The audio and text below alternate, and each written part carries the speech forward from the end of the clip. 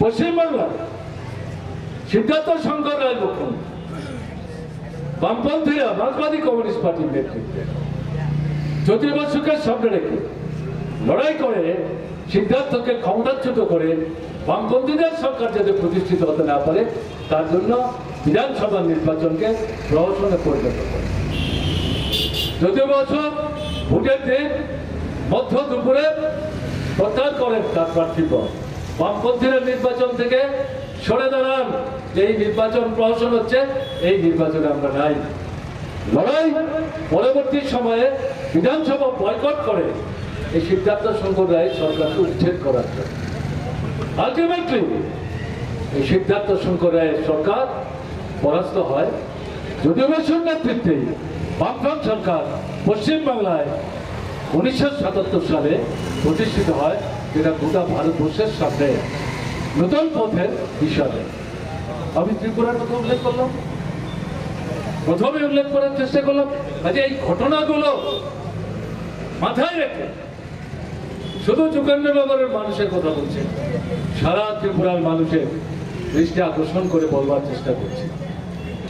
RSS নিয়ন্ত্রিত BJP নয়া ফেসিবাদী কায়দায় গণতন্ত্র ধ্বংস করে তারা যেভাবে ক্ষমতায় টিকে থাকবার চেষ্টা করছে, এটা দীর্ঘস্থায়ী রাখা সম্ভব না। কিন্তু আপনাকে তাদেরকে সরকার থেকে হটে যেতে হবে, এটা মনে করলে ভুল হবে।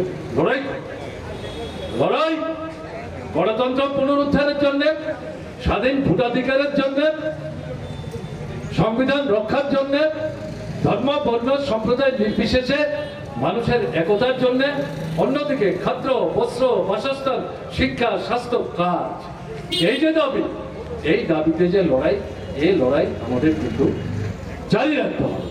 আজকের দিনে ডক্টর অজিত রায় চৌধুরী 36তম শহীদান দিবস, তার প্রতি শ্রদ্ধা নিবেদন করতে গিয়ে তিনি যে তার গোটা জীবন মানুষের স্বার্থে লড়াই করতে গিয়ে তিনি দিয়ে গেলেন, আজকের দিনে শ্রদ্ধার সাথে তাকে স্মরণ করে তার জীবন থেকে, লড়াকু জীবন থেকে শিক্ষা নিয়ে ত্রিপুরায় এখন যা চলছে, সারা ভারতবর্ষে ত্রিপুরার মতো পরিস্থিতি ছড়িয়ে দেওয়ার যে চক্রান্ত করছে বিজেপি আরএসএস, তার থেকে দেশ এবং ত্রিপুরাকে রক্ষা এবং মুক্ত করার জন্য সামনের দিনে আমাদের কিন্তু এই লড়াইকে আরো তেজি করতে হবে, আরো প্রসারিত করতে হবে, নতুন নতুন মানুষ তাদেরকে সংগঠিত করতে হবে।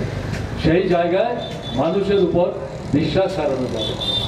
সব মানুষ একরকম সাহসী হয় না, প্রতিবাদ করে, বিক্ষোভ আছে, ক্ষোভ আছে, মেনে নেয় না, কিন্তু চট করে রাস্তায় বেরিয়ে ঝান্ডা কাঁধে নিয়ে সামনে দাঁড়িয়ে মিছিলে অংশগ্রহণ করে না। যারা নেতৃত্ব কমিউনিস্ট আন্দোলনের, বামপন্থী আন্দোলনের, গণতান্ত্রিক আন্দোলনের, তাদেরকে সেখানে ভূমিকা নিতে হবে, সাহস করে।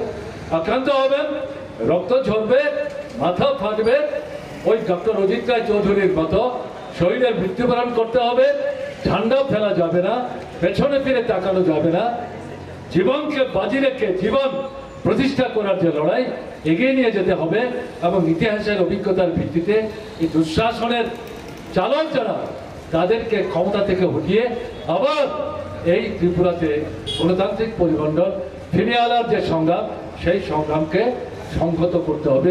এই শপথ আজকের দিনে গ্রহণ করবার জন্যে আপনাদের কাছে আবেদন জানিয়ে ডক্টর অজিত রায় চৌধুরীর স্মৃতির প্রতি আরেকবার শ্রদ্ধা নিবেদন করে আমি আমার কথা বলা শেষ করছি।